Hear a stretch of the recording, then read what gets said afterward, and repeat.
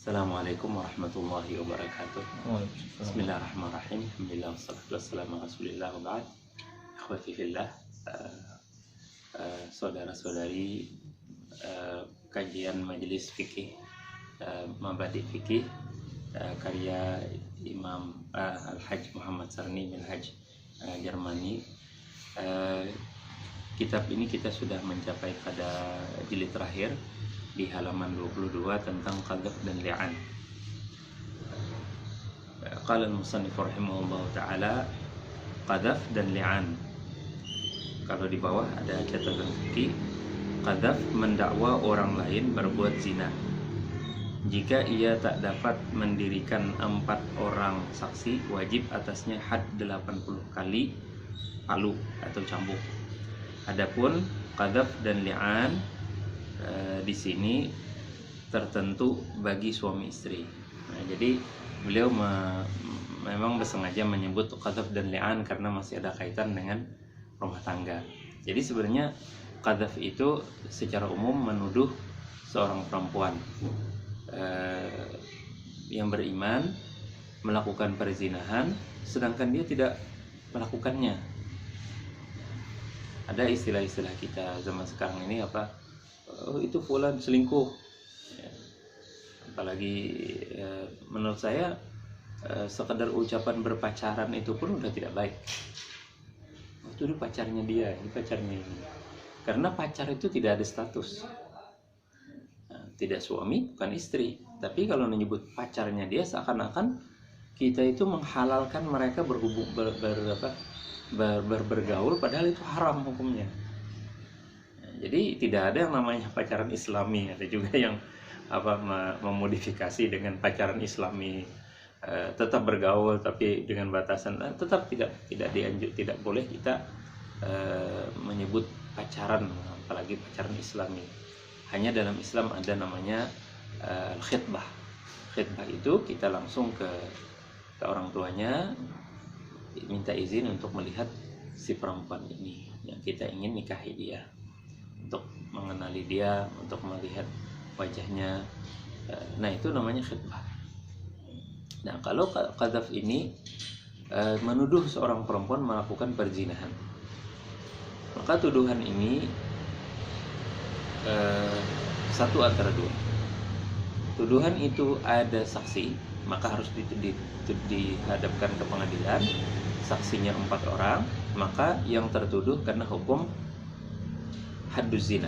Hadduz zina, hukuman orang berzina apabila ghairu muhsan, tidak pernah menikah, baik punya bapak bujangan. Nah, maka orang ini dihukum 100 kali dera dan 1 tahun di penjara atau diasingkan. Tapi kalau muhsan, nah ini lebih ngeri. Punya suami atau punya istri, atau janda duda yang nggak punya istri, nggak punya suami lagi, itu disebut muhsan juga. Jadi kalau mereka ini melakukan hubungan intim di luar nikah, maka wajib dia rajam. Apa itu rajam? Rajam dilempari dengan batu oleh sekelompok kaum muslimin yang menyaksikan sampai dia mati. Jadi perzinahan ini kalau dituduhkan bisa mengakibatkan orang ini mati karena rajam. Kalau qadhaf perzinahan atau tuduhan perzinahan ini minimal tadi didera 100 kali. Dan selain daripada itu juga mengakibatkan nama baiknya dia, nama keluarganya dia rusak. Nah, maka dalam Islam ada hak namanya ird. Ird itu nama baik seseorang. Jadi nama baik seseorang harus dipulihkan dengan orang-orang yang menuduh tadi kalau tidak memiliki saksi, atau saksinya kurang, atau saksinya cacat.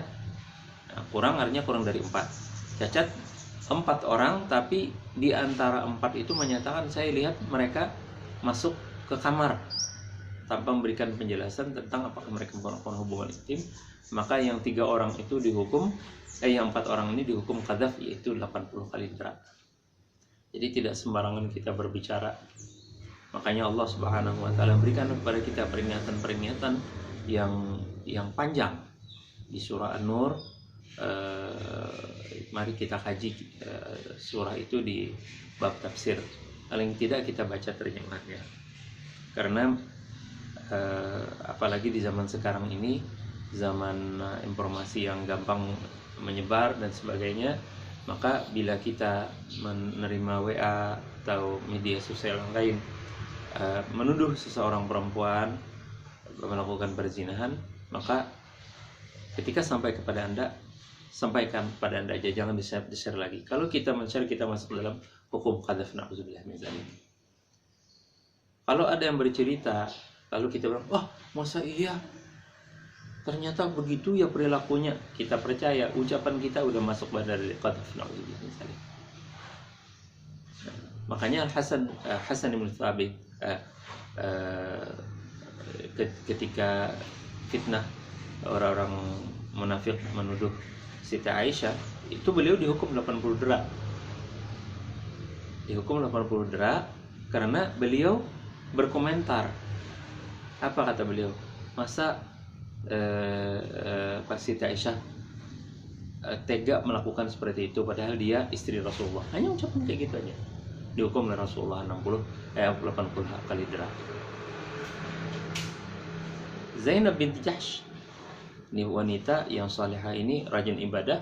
Ketika beliau diminta komentar, jawaban beliau, itu sesuatu yang tidak pernah saya lihat, apalagi bagaimana saya bisa berkomentar. Dan itulah seharusnya kita berbicara. Jangan sampai kita berbicara atau menanggapi suatu peristiwa atau ujaran yang tidak kita ketahui ya. Nah, jadi demi kita menjaga jangan sampai jatuh kepada dosa besar ini, dosa qadzaf.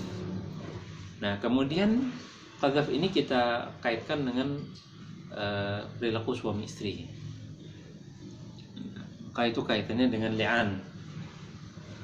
Samak bin Harb dapat takdir buruk. Dia melihat istrinya bersama orang lain, artinya melakukan hubungan intim dengan laki-laki yang lain, dan dia melihat, lalu dia mengadu kepada Rasul, "Ya Rasulullah, jika aku berdiam, maka aku berdiam atas suatu hal yang memalukan, luar biasa malunya. Kalau aku berbicara, maka aku kena hukum." Maka Rasulullah bilang, "Kalau kau berbicara, kami hukum." Lalu Allah Subhanahu wa taala turunkan ayat disebut dengan ayat al-li'an.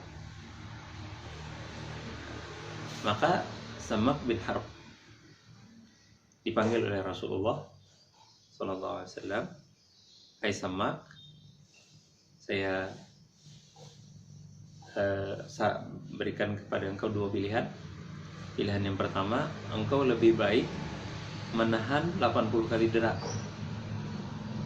karena hukum di dunia lebih ringan dibandingkan hukum akhirat." Kata Samak bin Harb, "Ya Rasulullah, tidak. Aku tetap menuduh istriku."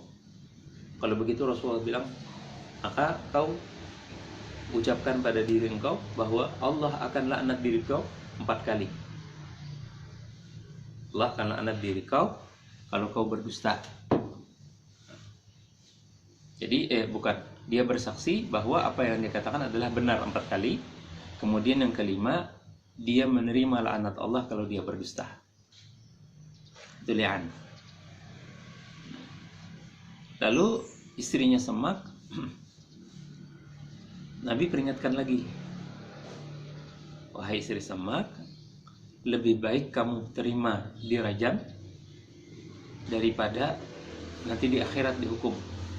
Siksa dunia lebih ringan daripada siksa akhirat." Dia bilang, "Tidak.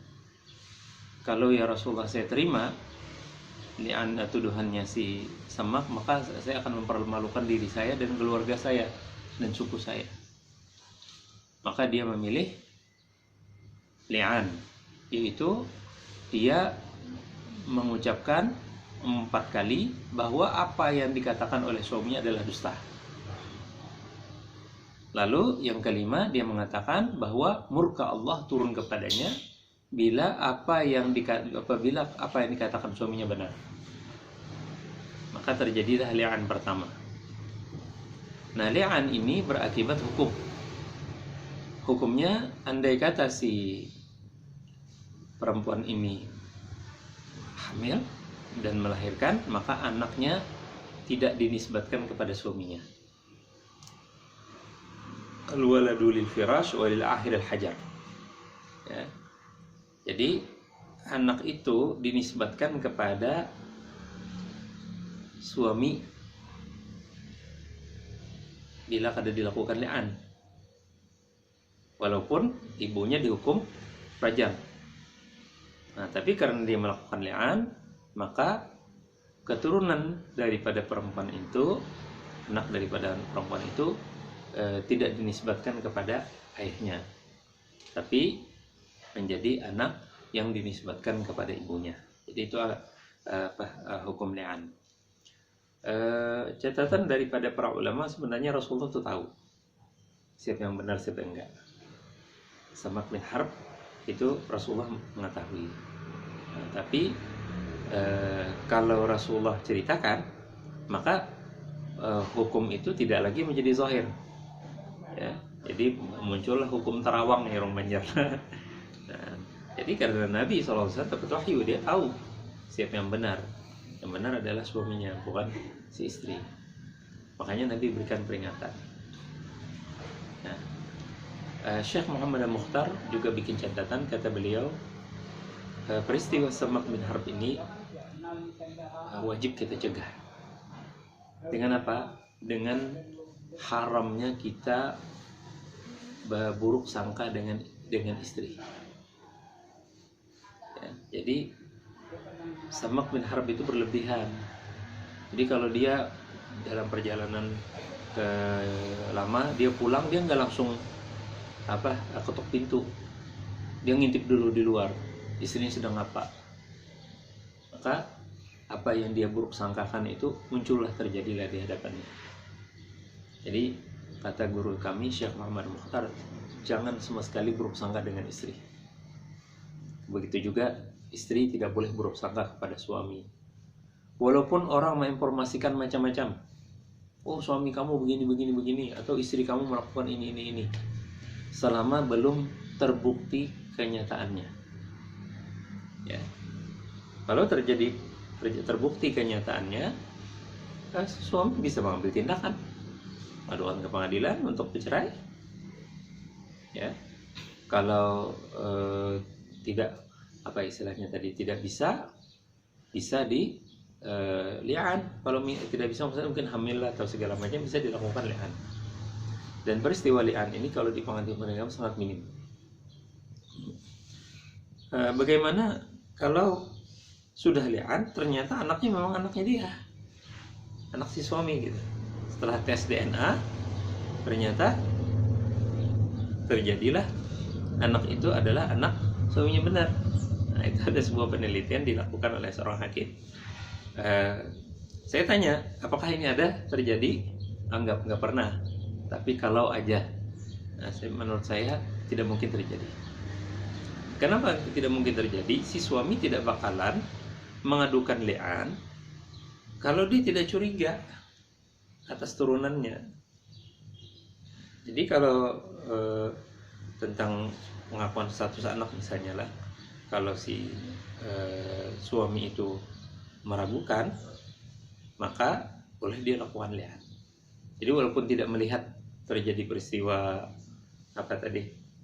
seperti Samak bin Harb, maka boleh dia ajukan gugat li'an ke pengadilan. Kalau dia curiga ini anak bukan anaknya dia. Nah, jadi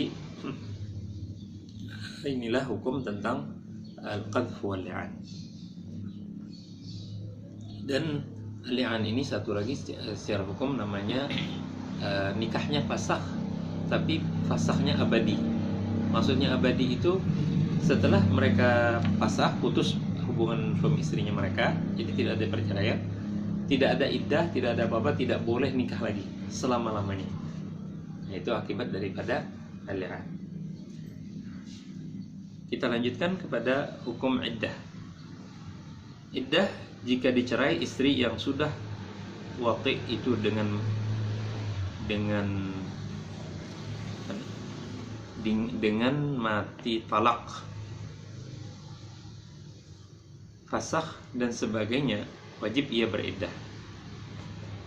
Waktu itu dengan mati atau talak, fasakh dan sebagainya, wajib ia beriddah, yaitu bertahan, tidak boleh nikah dalam beberapa masa. Jadi arti iddah itu kalau terjadi perceraian, talak, terjadi meninggal dunia si suami, terjadi fasakh. Fasakh itu karena rukun daripada rukun nikah itu cacat, itu namanya fasakh. Ya. Artinya tidak terjadi pernikahan itu dengan baik, dengan benar, itu menjadi fasakh. Dan kasus fasakh ini yang paling mengkhawatirkan kita. Nah, kalau kami di kantor urusan agama, kasus fasakh ini sangat diteliti. Jadi kalau ada calon mempelai perempuan, anak pertama, itu diminta buku nikah, fotokopi buku nikah orang tuanya. Kenapa? Ya, karena selalu dikonversikan antara nikahnya ayah ibunya dengan lahirnya dia. Kalau di bawah 6 bulan, berarti ini anak di luar nikah. Ya. Nah, maka walinya harus wali hakim. Kalau si ayah memaksakan, ini anak saya, anak kandung saya, anak biologi saya, maka nikahnya harus difasakh karena tidak sah perwaliannya. Nah, jadi kalau ada kecacatan daripada rukun-rukun nikah, maka itu difasakh secara otomatis. Ya, nah, jadi kalau ada fasakh maka harus ada iddah. Jadi iddah itu masa tidak boleh perempuan itu menikah, baik itu menikah dengan suaminya lagi, hanya setelah habis iddah lalu mau menikah dengan suaminya juga harus ada iddah untuk menjaga apakah dia hamil atau tidak. Nah, iddah itu jika perempuan yang merdeka dan pernah haid 3 kali haid dan 3 kali pula sucinya. Dan jika ia tiada pernah haid atau telah putus haidnya, maka 3 bulan iddahnya. Jadi yang pertama, iddah perempuan yang subur haid itu 3 kali haid atau 3 kali suci. Nah, jadi kalau suaminya menceraikannya di masa suci, tidak melakukan hubungan intim dengan istrinya, maka kita hitung 3 kali suci. Tapi itu namanya talak sunnah. Kalau suaminya menceraikannya di masa dia haid atau di masa sucinya dia, tapi sudah dilakukan hubungan intim pada istrinya, maka menghitungnya mulai misalnya ini haid suci dulu, haid suci baru dihitung 1. Nah, kalau suci di masa suci tapi telah melakukan hubungan intim lalu dicerai oleh suaminya, maka dihitung selesaikan suci itu, haid suci baru dihitung 1 suci, haid suci, 2 suci, haid baru suci. Kemudian kalau dia tidak subur, mungkin karena dia masih kecil belum haid atau udah putus haid karena sudah menopause, maka dihitung 3 bulan berturut-turut. Sekarang ini di KUA itu karena suci haid itu perempuan itu tidak sama. Ada yang masa haidnya cuma 3 hari, ada yang masa haidnya 7 hari, ada yang sampai 15 hari. Nah, maka kalau kita menghitung bisa lebih daripada 90 hari. Ya.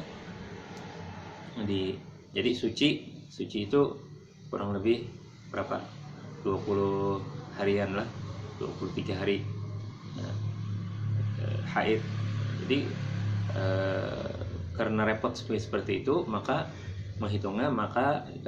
pengadilan menghitungnya rata, yang suci, yang subur atau tidak subur itu 90 hari masa iddahnya.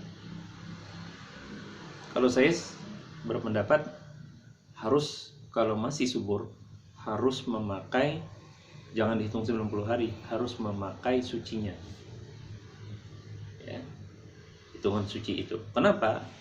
Karena menurut penelitian ahli kromosom orang Yahudi, katanya wanita muslimah itu wanita yang paling suci rahimnya.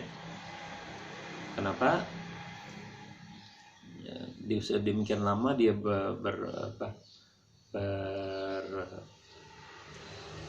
meneliti, ternyata anak-anaknya pun, jadi kromosom itu dalam ilmu apa istilahnya tuh, kehidupannya ahya ya, ada suami istri itu bergantian memasangnya, yang disebut dengan DNA itu. Jadi kalau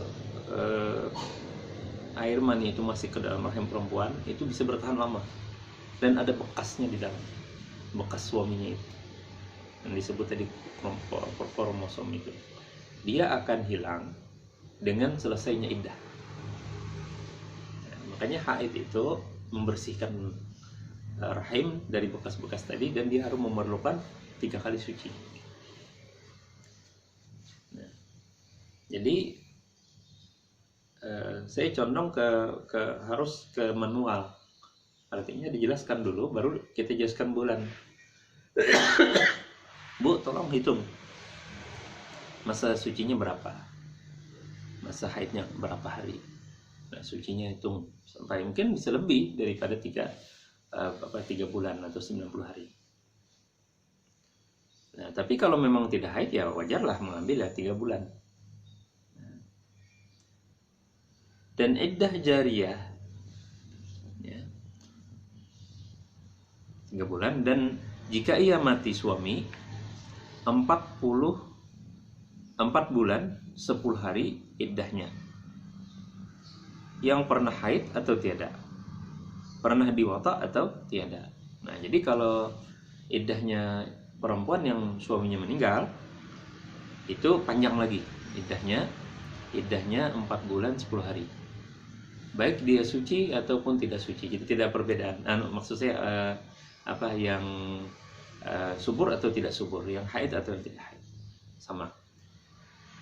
Kenapa? Apa hikmahnya?